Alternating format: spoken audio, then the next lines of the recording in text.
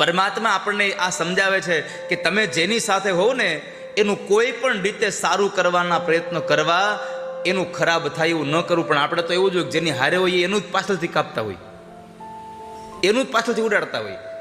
આપણી નિયમ છે જે ભાણામાં ખાઈએ ને એમાં જ થૂકીએ આપણે, એમાં જ હાથ ધોઈએ છીએ આપણે.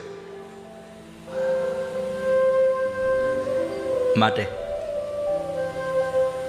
જે પક્ષમાં આપણે જે પક્ષમાં હોઈએ, જેની સાથે હોઈએ, એનું સદૈવને માટે કેમ સારું થાય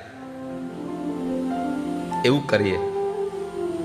અને એક વાત તો વાલા વૈષ્ણવો લખી રાખજો કે જેનું ખાધું હોય ને એનું કોઈ દી ખરાબ ન કરીએ. જેનું ખાધું હોય એનું ક્યારેય ખરાબ નહીં ઈચ્છીએ. અરે સ્વપ્નમાંય ખરાબ નહીં ઈચ્છીએ.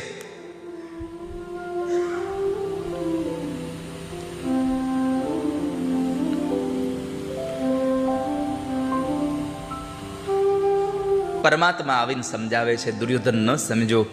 અંતે યુદ્ધ અનિવાર્ય થયું. દુર્યોધનના ઘરે ભગવાન જમ્યા પણ નહીં. જમવા માટે વિદુર કાકાના ઘરે ગયા તે દિવસે. કારણ વિદુરના ઘરે ભાવ હતો.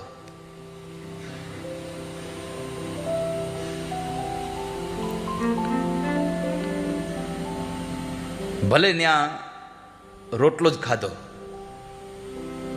પણ હતો ભાવ.